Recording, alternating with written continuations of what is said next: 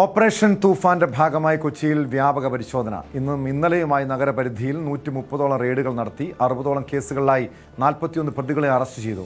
പരിശോധനയിൽ രാസലഹരിയും പണവും ലഹരിമരുന്ന് കടത്തിയ ആഡംബര കാറും പിടിച്ചെടുത്തു.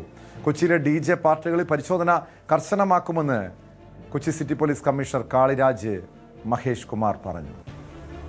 സക്സസ്ഫുൾ ആയിട്ട് നമുക്ക് ഒരു 400 ഗ്രാം കൂടുതലുള്ള MDMA ഒരു കമേഴ്ഷ്യൽ ക്വാണ്ടിറ്റി സ്റ്റേറ്റിലെ ഏറ്റവും ബെറ്റർ ആയിട്ടുള്ള ഒരു ക്വാണ്ടിറ്റി പിടിക്കാൻ പറ്റി. അതല്ലാതെ നമുക്ക് ഒരുപാട് സ്മാൾ ക്വാണ്ടിറ്റി കേസും ഉപയോഗിച്ചുള്ള കേസും എടുത്തിട്ടുണ്ട്.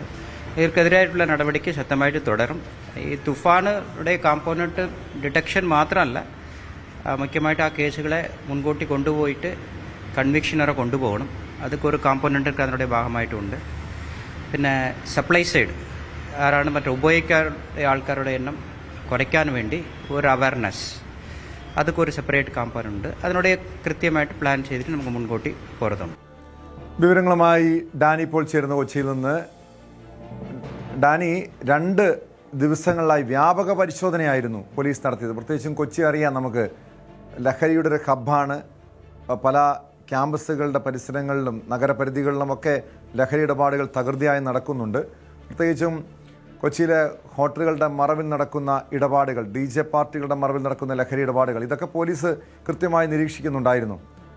130ഓളം സ്ഥലത്താണ് റെയ്ഡ് നടത്തിയതെന്നാണ് മനസ്സിലാക്കുന്നത്. എത്ര പേർ കേസുമായി ബന്ധപ്പെട്ട് പിടിയിലായിട്ടുണ്ട്? ഇതിൽ വിദ്യാർത്ഥികളുണ്ടോ? പോലീസ് നൽകുന്ന വിവരം എന്താണ്?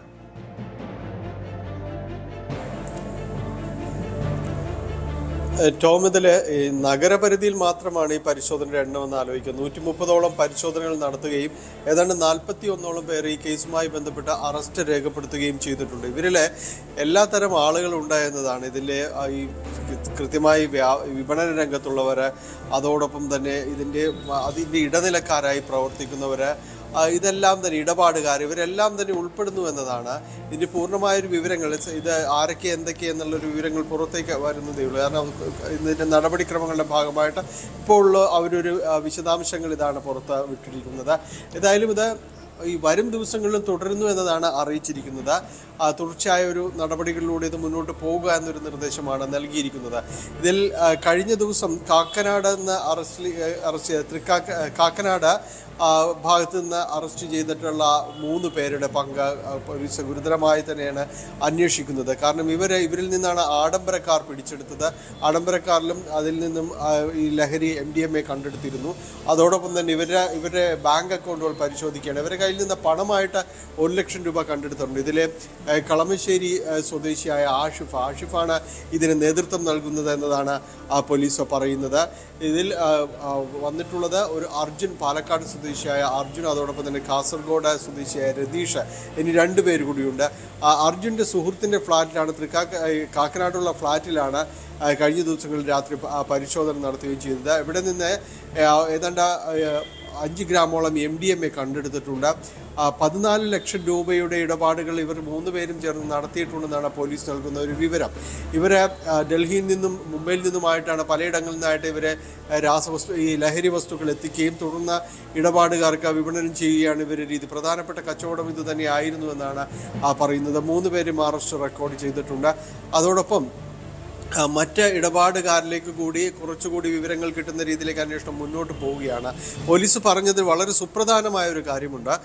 ഇത് വിദ്യാലയങ്ങൾ കേന്ദ്രീകരിച്ചുള്ള നിരീക്ഷണം കർശനമാക്കാനുള്ളൊരു നിർദ്ദേശം ആഭ്യന്തര വകുപ്പ് മന്ത്രി തന്നെ നൽകിയിട്ടുണ്ട്. ഇതിൻ്റെ അടിസ്ഥാനത്തിൽ കഴിഞ്ഞ കുറച്ച് ദിവസങ്ങളായിട്ട് ആ രീതിയിലുള്ളൊരു നിരീക്ഷണം ഏർപ്പെടുത്തുമ്പോൾ ഞെട്ടിപ്പിക്കുന്നൊരു വസ്തുത എന്നത് പൂർവ്വ വിദ്യാർത്ഥികൾ പലരും ഈ രീതിയിലുള്ള ഈ ലഹരി വസ്തുക്കളുടെ വിതരണക്കാരായിട്ടുണ്ട് പലയിടങ്ങളിലും എന്ന് കണ്ടെത്തിയിട്ടുണ്ട്. പലരും അതിൻ്റെ ഒരു ചങ്ങല സൃഷ്ടിക്കാനുള്ള ശ്രമങ്ങളുടെ ഭാഗമായിട്ടാണ് സ്കൂൾ പരിസരത്ത് തമ്പടിക്കുന്നത്. പൂർവ്വ വിദ്യാർത്ഥികൾ അങ്ങനെ പല സ്കൂളിലും നഗരം കേന്ദ്രീകരിച്ച് പലയിടത്തും ഇങ്ങനെ ഒരു ക്യാമ്പയിൻ പോലെ വന്നു പോകുന്നുണ്ട്. പുതിയ സംഘാംഗങ്ങളെ അവർക്ക് ചേർക്കുമ്പോഴാണ് അവരുടെ ഒരു പ്രതിഫലം വർദ്ധിക്കുന്നത്. ആ രീതിയിലേക്ക് കൊണ്ടുപോകണം. അതുകൊണ്ട് ഇന്ന് കമ്മീഷണർ പറഞ്ഞത് ഈ ചങ്ങല മുറിച്ചേ തീരൂ, അതിനുവേണ്ടിയുള്ള ശ്രമങ്ങളാണ് നടത്തുന്നത്. ഇതുമായി ബന്ധപ്പെട്ടുകൊണ്ടുള്ള അന്വേഷണവും നടപടികളും മുന്നോട്ട് പോവുകയാണെന്ന് പറഞ്ഞു. അതോടൊപ്പം തന്നെയാണ് റൂറൽ ലിമിറ്റിലും പെരുമ്പാവൂർ പോലുള്ള മേഖലകളിൽ റൂറൽ പോലീസിൻ്റെ പരിധിയിലും വ്യാപകമായ പരിശോധന നടക്കുന്നുണ്ട്. അത് അതിഥി തൊഴിലാളികൾ എന്ന് പറയുന്ന ഇതര സംസ്ഥാനക്കാരെ കേന്ദ്രീകരിച്ചുകൊണ്ടാണ് കൂടുതൽ പരിശോധന നടത്തുന്നത്. അവരുടെ ക്യാമ്പുകൾ എന്നിയിടങ്ങളിലെല്ലാം തന്നെ പോലീസ് ശക്തമായ രീതിയിലേക്കുള്ള പരിശോധനയിലേക്ക് പോയിട്ടുണ്ട്. പലരും ഇവിടെ തൊഴിലാളികളായി എത്തി പലരും ലഹരി മരുന്ന് ഇടപാടുകാരായി മാറുന്ന ഒരു സ്ഥിതിയാണുള്ളതെന്നാണ് പോലീസ് തന്നെ പറയുന്നത്. അവർക്ക് ഇവിടെയുള്ള ആളുകൾ തന്നെയും വലിയ രീതിയിൽ സഹായം ചെയ്തു കൊടുക്കുന്നുണ്ട്. വലിയ കച്ചവടക്കാരായിട്ട് ഈ രീതിയിലെല്ലാം തന്നെ ഇവർ മാറുന്ന ആ സ്ഥിതിയിലേക്കെല്ലാം തന്നെ പോകുന്നുണ്ട്. ഇവരെ കേന്ദ്രീകരിച്ചുകൊണ്ടുള്ള അന്വേഷണം പോവുകയാണ്. അതോടൊപ്പം തന്നെയാണ് ഇതിൽ DJ പാർട്ടികളുടെ അടക്കമുള്ള ഒരു നിയന്ത്രണം കൊണ്ടുവരിക എന്ന് പറയുന്നത്. ഇതിൽ 11 മണി വരെ ആണെങ്കിൽ ഇപ്പോഴത് പുലർച്ചെ വരെയൊക്കെ പോകുന്ന സ്ഥിതി പലയിടത്തും ഉള്ളതായിട്ട് ചൂണ്ടിക്കാണിച്ചപ്പോൾ കർശനമായ നടപടി അവർക്കുണ്ടാകും. പക്ഷേ DJ പാർട്ടികൾ തടയാൻ കഴിയില്ല. കൊച്ചി പോലുള്ള ഒരു സ്ഥലത്തിൽ നൈറ്റ് ലൈഫ് പോലെ പലരും ആവശ്യങ്ങൾ ഉന്നയിക്കുന്ന ഒരിടത്ത് DJ പാർട്ടി നിരോധിക്കാൻ സാധിക്കില്ല. പക്ഷേ കർശന നിയന്ത്രണങ്ങളും ഉപാധികളും അതിന് കൊണ്ടുവരും. നിയമാനുസൃതമായി മാത്രമേ ഇത്തരം പാർട്ടികൾ പ്രവർത്തിക്കാൻ പാടുള്ളൂ എന്ന് തീർച്ചയായും ഡാനി സൂചിപ്പിച്ചതുപോലെ ഈ കൊച്ചി നഗരം അതായത് നൈറ്റ് ലൈഫൊക്കെ ആസ്വദിക്കുന്നവരാണ്, വളരെ പുരോഗമന ചിന്താഗതിക്കാരാണ്, രാത്രി സമയങ്ങളിൽ ജോലിക്കും മറ്റുമൊക്കെ പോകുന്നവരാണ്. മാത്രമല്ല പബ്ബ് വരെയൊക്കെ വേണമെന്ന ആവശ്യം ഏറ്റവും ആദ്യം ഉയർന്നതൊക്കെ ഈ കൊച്ചി നഗരത്തിൽ നിന്നാണ്. അങ്ങനെ മാത്രമല്ല നിരവധി ആളുകൾ പുറത്തു നിന്നുള്ളവരുണ്ട്, വിനോദസഞ്ചാരികളൊക്കെ താമസിക്കുന്നൊരു സ്ഥലം കൂടിയാണ്.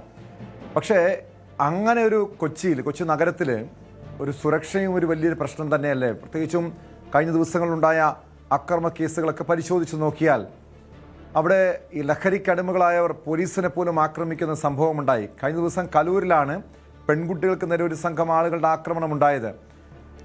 ഇതുപോലുള്ള DJ പാർട്ടികളും ലഹരി ഇടപാടുകളും നടക്കുമ്പോൾ പോലീസ് അവർക്കെതിരെ നടപടി സ്വീകരിക്കുന്നുണ്ട്, ശക്തമായി മുന്നോട്ട് പോകുന്നുണ്ട്. അതോടൊപ്പം തന്നെ ഇത്തരം സുരക്ഷയും ഉറപ്പാക്കേണ്ടതല്ലേ? ഈ രാത്രി സമയങ്ങളിൽ ഈ DJ പാർട്ടികൾ അത് 11 മണിക്ക് ശേഷം ഉണ്ടാകാൻ പാടില്ല, അത് കൃത്യമായും നിരോധിക്കണം. മാത്രമല്ല ബാറുകളുടെയൊക്കെ പ്രവർത്തന സമയം നീട്ടിയ ശേഷമാണ് ഇതുപോലുള്ള അക്രമ സംഭവങ്ങൾ ഇരുട്ടിൻ്റെ മറവിൽ ആവർത്തിക്കപ്പെടുന്നതും.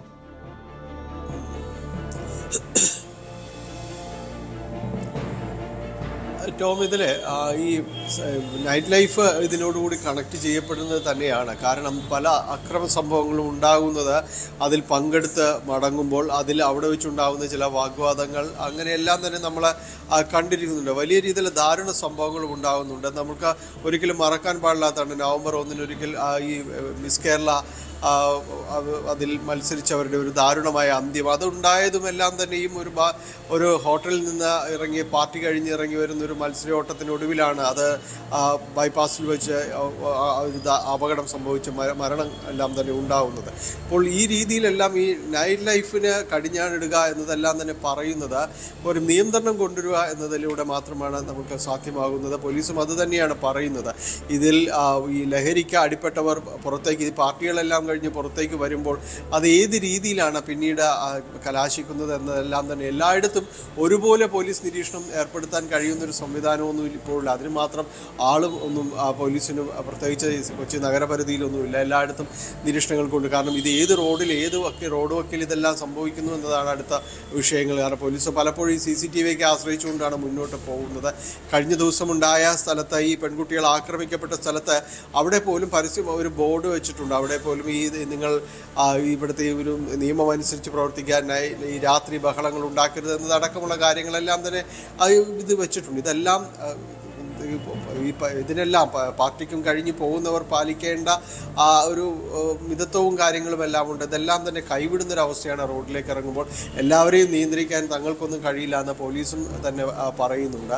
എന്തായാലും ഈ സ്ഥിതിക്ക് ഒരു നിയന്ത്രണം ഉണ്ടാകണമെങ്കിൽ ശക്തമായ നടപടികൾ, ഈ കുറ്റകൃത്യങ്ങൾക്ക് നേരെ കൃത്യമായ നടപടികൾ ഉണ്ടാകുമ്പോൾ മറ്റുള്ളവർ കൂടി അത് അനുസരിക്കാൻ നിർബന്ധിതമാകും എന്നത് മാത്രമേ ഇത് സംബന്ധിച്ച് നമുക്ക് പറയാനായിട്ട് സാധിക്കുകയുള്ളൂ. ഓരോ ദിവസം എന്ന പോലും ഈ ലഹരി കേസുകൾ കൂടുകയാണ്. പോലീസിനെ പോലും വെല്ലുവിളിക്കുന്ന രീതിയിൽ കഴിഞ്ഞ ദിവസം നമ്മൾ കണ്ടു പോലീസ് ജീപ്പിൻ്റെ മുന്നിൽ നിന്ന് പരാക്രമം കാണിക്കുന്ന ആളുകളെ. അപ്പോൾ ഈ രീതിയിലേക്കെല്ലാമാണ് കാര്യങ്ങൾ പോകുന്നത്. കൊച്ചിയിൽ അല്പം കൈവിടുന്നോ എന്നൊരു ചോദ്യം വലുതാണ്, ഗുരുതരവുമാണ്.